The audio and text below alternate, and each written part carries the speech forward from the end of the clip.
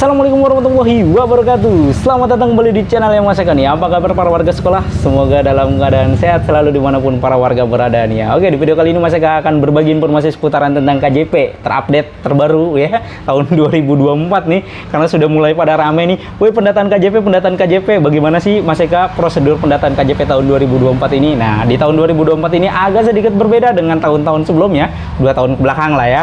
Karena di tahun 2023 itu tahap 1 dan tahap 2-nya itu kan nama-namanya sudah di dropping ke sekolah dari P4OP. Nah, kalau sekarang pendataannya itu balik lagi seperti tahun 2015, 16, 17 atau yang lebih lama lagi gitu ya. Diinput melalui sekolah. Lalu apakah diinputnya akan sama persis seperti beberapa tahun yang lalu atau tidak nih Mas Eka? Nah, di video kali ini kita akan berbagi informasinya. Tapi sebelum itu, untuk para warga sekolah yang mungkin baru menemukan channelnya Mas Eka nih, silahkan subscribe dulu channel ini untuk mendukung channelnya Mas Eka agar bisa berkembang lagi dan bisa memberikan informasi-informasi terupdate kepada para warga sekolah. Oke, langsung aja kita akan bahas ya. Pendataan KJP tahap 1 tahun 2024 ini agak sedikit berbeda ya. Pada dasarnya tetap sama, menggunakan Pergub 110 tahun 2022 atau tahun 2022 kalau tidak salah, atau tahun 2021 gitu, Mas Eka lupa.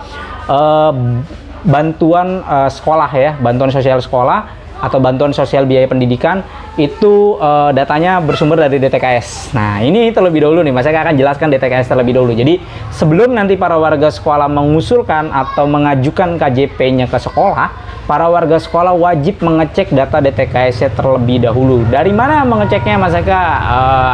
DTKS-nya. Kenapa harus mengecek DTKS? Karena ini sangat penting, karena verifikasi pertama adalah DTKS terlebih dahulu. Kalau misalkan para warga sekolahnya tidak terdaftar di dalam DTKS, maka percuma, nanti tidak akan bisa lolos verifikasi gitu ya. Jadi ini sangat penting banget, ini pintu gerbangnya gitu kan. Kalau para warga sekolah memaksakan mendaftarkan atau mengusulkan ke sekolah dengan membawa berkas yang udah warga sekolah usahakan gitu kan, misalkan ongkos lah jauh-jauh segala macam, fotokopi dan segala macam gitu kan, harus mengeluarkan keringet ya untuk mengumpulkan berkasnya, ternyata tidak terdaftar di dalam DTKS, maka para warga sekolah juga tidak akan bisa melanjutkan proses berikutnya. Jadi terdata di DTKS itu sangat penting. Lalu bagaimana cara mengecek terdata di DTKS ya Mas Eka? Yang pertama adalah para warga seperti berikut ini ya. Cek di website Siladunya, kemudian masukkan nick-nya. Kalau misalkan datanya ditemukan, maka nanti akan muncul. Tapi kalau misalkan tidak ditemukan, kosong ya. Kalau ditemukan, datanya akan seperti ini ya. Ada keterangannya, terdaftar di dalam DTKS, masuk penetapannya, tahunnya tahun berapa ya. Berarti itu sudah masuk penetapan. Nah, kalau sudah seperti ini, boleh di print ya. Kemudian lampirkan saja ke sekolahnya. Agar apa? Agar sebagai bahan pertimbangan bahwa ini memang sudah terdaftar di DTKS. Agar apa? Agar sekolahnya pun tidak capek-capek mengecek siswa ini terdaftar di DTKS atau tidak gitu kan. Karena alurnya memang agak cukup merepotkan sekolah sebenarnya gitu kan, memberatkan sekolah nih, karena sekolah harus mengecek DTKS-nya. Sehingga kalau misalkan para warga sekolahnya sudah memfilter terlebih dahulu atau sudah mengecek terlebih dahulu DTKS-nya, sekolah berkurang pekerjaannya dari DTKS. Oh, berarti memang ini terdaftar di DTKS. Jadi ya udah, tinggal dimasukin aja gitu kan. Nah, itu makanya kenapa penting mengecek DTKS. Jadi kalau misalkan sebelum daftar, para warga sekolah wajib ngecek dulu DTKS. Dan perlu diketahui nih ya oleh para warga sekolah, disclaimer nih ya. Jadi para warga sekolah datang ke sekolah membawa berkas, mengusulkan ke sekolah, itu belum tentu diterima sebagai penerima KJP. Ini terlebih dahulu harus ditekankan. Sebab apa? Takutnya persepsi atau pandangan warga sekolah bahwa mengusulkan KJP-nya ke sekolah, maka otomatis 100% akan dapat KJP. No, tidak seperti itu ya. Jadi kalau misalkan masih berpikiran, oh mengusulkan ke sekolah nih ya kan gampang, sekarang mah tinggal diusulin ke sekolah udah pasti dapat 100%. Tidak ya, karena akan ada 4 tahapan verifikasi apa aja itu Mas Eka. Nah, kita akan bahas nih ya verifikasinya. Tadi Mas Eka disclaimer di depan dulu. Yang terpenting adalah tercatat di dalam Siladu DTKS-nya terlebih dahulu. Kalau misalkan itu sudah terdaftar, sudah masuk di dalam penetapan DTKS-nya, ya udah itu di print kemudian bawa ke sekolah, berarti syarat utamanya sudah terpenuhi itu ya. Nah, ini ada 4 verifikasi yang harus dilakukan oleh sekolah nih nantinya, dan para warga sekolah juga wajib tahu. Agar apa? Tahu proses dan prosedurnya seperti apa. Jadi nggak langsung berpikiran bahwa wah, saya kenapa nggak dapet ya, padahal dia tidak memenuhi 4 verifikasi ini gitu. Yang pertama adalah verifikasinya cek kelayakan DTKS-nya.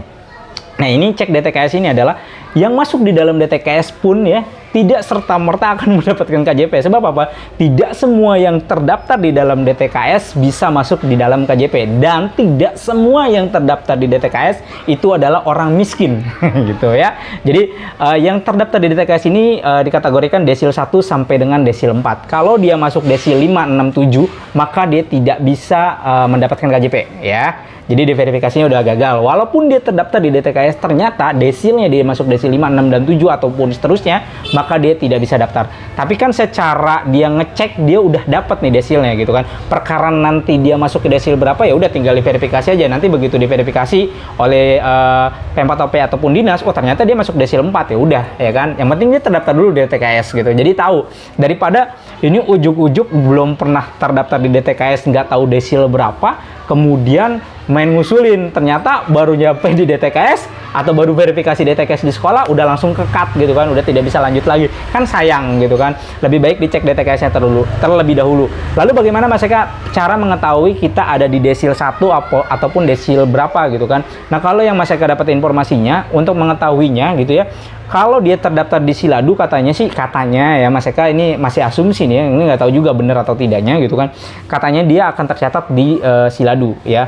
Simpelnya seperti itu. Kalau misalkan di Siladu dia tercatat sebagai penetapan DTKS, maka dia masuk di dalam desil 1 ataupun desil 4. Tapi kalau dia sudah daftar DTKS tapi tidak ditetapkan di dalam Siladu, maka desilnya tidak masuk gitu. Artinya dia ada di desil 5, 6 ataupun 7 ataupun 8. Nah, ini katanya nih ya. Karena yang bisa melihat desil hanya teman-teman yang dari Pempat-OP aja gitu ya. Tidak bisa dilihat dari sistem manapun. Bahkan di DTKS pun tidak bisa terlihat itu ya. Nah, jadi desilnya itu perlu diperhatikan, desil 1 sampai dengan desil 4. Karena banyak juga para warga sekolah yang di tahap sebelumnya dia terdaftar di DTKS, begitu dia datang ke Pempat-OP dicek, Bu ini masuknya desil 6, Bu ini masuknya desil 5, apa ini masuknya desil 7 gitu kan. Karena yang bisa melihat desil hanya ada di Pempat-OP gitu ya. Itu verifikasi pertama, dicek dari DTKS terlebih dahulu. Itu pintu utamanya.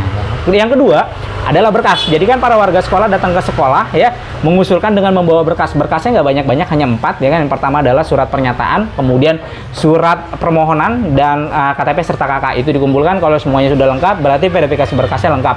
Dan yang ketiga adalah verifikasi legalitas dan integritas. Apa nih Mas Eka? Legalitas dan integritas siswa ya. Ini adalah yang pertama adalah siswa itu terdaftar di dalam satuan pendidikan, berada di satuan pendidikan yang berada di bawah Dinas Pendidikan DKI Jakarta ya, baik negeri maupun swasta, dan tercatat di dalam Dapodik ataupun EMIS dan memiliki NISN. Nah, itu terlebih dahulu ya. Yang kedua ya, dilihat dari disiplin siswa ya. Jadi kalau misalkan siswanya ternyata dalam 1 minggu dia tidak masuk 4 kali, atau dalam 1 minggu dia tidak masuk selama 1 minggu gitu kan, tanpa keterangan gitu, atau ada juga yang 1 bulan nggak masuk, tiba-tiba begitu pendataan KJP dia muncul ya, itu bisa langsung di-cut aja, tidak perlu dilanjutkan verifikasinya karena dia tidak memenuhi kriteria disiplin dan integritas siswanya gitu ya. Jadi ini untuk para warga sekolah yang kemarin-kemarin dapat KJP tapi malas-malasan ya, yuk dirubah mulai sekarang ya. Jangan lagi malas-malasan karena sudah dapat bantuan ya, manfaatkan bantuan tersebut dengan cara datang ataupun kehadirannya ditingkatkan lagi. Jangan sampai ada alpa gitu ya. Izin sakit ya masih diwajarkan, tapi kalau misalkan alpanya lebih dari 4 kali, itu bahkan bisa langsung di-cut sesuai dengan aturan di Juknisnya. Nah, kemudian yang ketiga adalah patuh terhadap tata tertib sekolah. Nah, ini penting juga nih untuk para warga sekolah yang melanggar tertib sekolah, karena tertib sekolah itu kan beda-beda ya. Misalkan tertib secara globalnya tertib sekolah itu ada 2 kan, hukum dan sosial gitu ya. Kalau misalkan kaitannya dengan hukum ya kayak kriminal gitu, tawuran, mencuri, kemudian obat-obatan, narkotika, tindakan-tindakan kriminal lainnya itu masuk tertib sekolah juga gitu kan. Kalau itu melanggar, ya udah berarti bisa langsung di-cut. Nah, misalkan ada tertib lagi, tidak dilarang merokok untuk peserta didik ya. Kalau misalkan ketahuan merokok, maka bisa tidak lolos verifikasinya. Jadi untuk para warga sekolah terutama yang di jenjang SMP dan SMA nih ya, hati-hati ya. Kalau misalkan udah punya catatan hitam di sekolahnya, keributan, bully, merokok, kemudian mencuri, kemudian obat-obatan, nah itu udah bisa langsung tidak diteruskan lagi verifikasinya. Itu legalitas dan integritas. Kemudian yang keempat adalah verifikasi keluarga tidak mampu. Udah, dari verifikasi keluarga tidak mampu ini dikategorikan jadi ada 4 lagi nih. Jadi 4 kriteria yang yang disebut keluarga tidak mampu adalah yang pertama ya, di dalam kartu keluarganya tidak ada anggota keluarganya yang tercatat sebagai ASN, aparatur sipil negara, ataupun anggota TNI maupun Polri, ataupun tidak ada yang bekerja di BUMD ataupun BUMN ya, atau tidak ada anggota keluarganya yang menjabat sebagai anggota DPR, DPR RI, DPD, MPR ya, pokoknya tidak ada anggota dewan ya, maka dia dianggap layak tuh ya. Kalau misalkan salah satunya ada, misalkan ternyata kakaknya bekerja di BUMN atau kakaknya bekerja di BUMD ya, itu secara sistem dia akan langsung tidak lolos verifikasi gitu kan, tidak layak verifikasi keluarga tidak mampunya. Nah, kalau misalkan ini tidak ada semua nih ya, kriteria tersebut tidak ada semua, aman, oh saya mah nggak ada TNI, nggak ada ASN, anggota dewan boro-boro, terus nggak ada yang kerja di BUMD dan BUMN juga, berarti aman. Poin satu. Kemudian poin kedua adalah tidak memiliki rumah dengan NJOP di atas 1 M ya. Kalau rumah warisan bagaimana Mas Eka? Yang penting bukan tercatat atas namanya, aman aja gitu ya. Terus yang ketiga ya, tidak memiliki kendaraan roda 4. Nah, ini penting banget ya. Karena banyak juga tuh teman-teman, kalau misalkan motor bagaimana? Motor sampai dengan saat ini tidak dipermasalahkan, walaupun banyak ya di lapangan ternyata banyak yang memiliki motor harganya di atas rata-rata, misalkan di atas 40, 30, 50 gitu kan, ada yang motor-motor seperti itu gitu. Sementara motor yang nggak punya motor malah nggak dapat gitu kan, bingung gitu ya. Nah, motor masih tidak dipermasalahkan, tapi kalau misalkan memiliki mobil, tercatat memiliki mobil, maka dia tidak layak ya, dianggap mampu. Nah, walaupun saya tidak memiliki mobil Mas Eka, tapi nama saya digunakan oleh saudara saya, oleh om saya, oleh abang saya, oleh saudara saya, oleh kantor saya, whatever itu, kamu tercatat sebagai pemilik mobil, maka kamu tidak akan bisa mendapatkan KJP. Makanya pastikan datanya jangan sampai disalahgunakan oleh orang lain, bahkan oleh saudara sendiri gitu ya. Jadi kalau tercatat sebagai pemilik mobil maka tidak bisa. Terus yang keempat adalah tidak minum air kemasan ya, paling banyak 19 liter dalam satu keluarga tersebut gitu. Jadi kalau misalkan dia minum air kemasan ya lebih dari 19 liter ya, itu karena paling dikit kan 19 liter, lebih dari 19 liter maka dianggap mampu dan tidak layak untuk mendapatkan KJP. Jadi nanti itu semua masuk di dalam berita acara yang akan disurvei oleh wali kelasnya ataupun pihak panitia dari sekolahnya, kemudian di situ nanti ditandatangani oleh orang tua dan siswanya, kemudian yang survei penilainya, kemudian kepala sekolah ya, namanya berita acaranya. Itu setiap siswa wajib dibuat kemudian ditandatangani. Dasar itulah yang nantinya akan dipegang oleh sekolah sebagai dasar bahwa siswa ini memang layak untuk diusulkan menjadi penerima KJP. Tapi kalau misalkan DTKS-nya tidak masuk, kemudian berkasnya nggak layak atau berkasnya kurang, atau legalitasnya tadi dari kehadiran itu alpanya banyak, ya percuma, nggak bakalan bisa diusulkan gitu kan.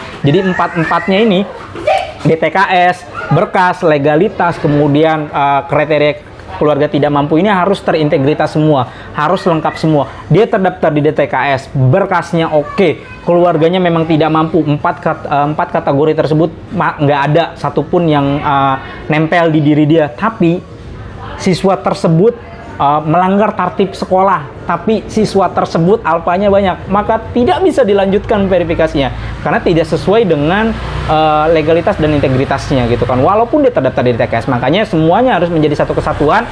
Jadi sudah terdaftar di DTKS, sudah berkasnya sudah oke, alpanya kosong, tidak melanggar catatan tertib sekolah, artinya di sekolah bersih, tidak ada catatan hitam, kemudian kategori keluarga tidak mampu dari empat tersebut terpenuhi, maka bisa diusulkan oleh sekolah untuk lanjut diverifikasi oleh dinas. Ketika nanti diverifikasi oleh dinas memverifikasi lagi, kemudian nanti dinas akan mengusulkan ya ke gubernur untuk ditetapkan di dalam SK keputusan gubernur sebagai penerima KJP Plus tahap 1 tahun 2024. Nah, ketika sudah diputuskan dan sudah ditandatangani oleh gubernur, maka resmilah sebagai penerima KJP Plus tahap 1 tahun 2024 dan berhak untuk mendapatkan dana KJP tahap 1 tahun 2024 tersebut. Nah, ketika sudah dapat, gunakan sebaik mungkin, jangan disalahgunakan lagi gitu ya.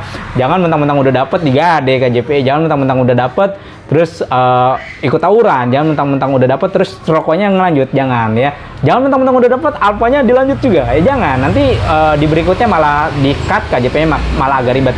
Jadi untuk para warga sekolah, Mas Eka disclaimer sekali lagi ya, bahwa mendaftar ke sekolah bukan berarti serta-merta 100% pasti akan dapat KJP-nya, tidak ya. Karena harus melalui proses-proses yang tadi Mas Eka sampaikan. pertama, para warga sekolah harus mengecek DTKS-nya terlebih dahulu. Setelah memang tercatat di dalam DTKS, boleh silakan usulkan ke sekolah untuk diinput, kemudian nanti di sekolah memverifikasi sesuai dengan 4 verifikasi tadi, DTKS, berkas, kemudian integritas, dan keluarga tidak mampu. Kemudian nanti sekolah juga akan mengusulkan dari verifikasi tersebut menuju ke verifikasi dinas.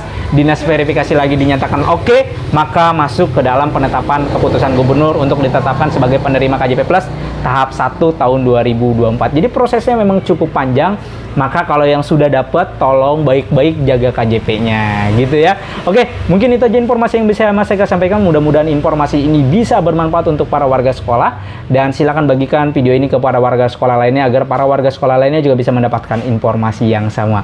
Oke, Mas Eka undur diri, sampai jumpa di konten berikutnya. Wassalamualaikum warahmatullahi wabarakatuh.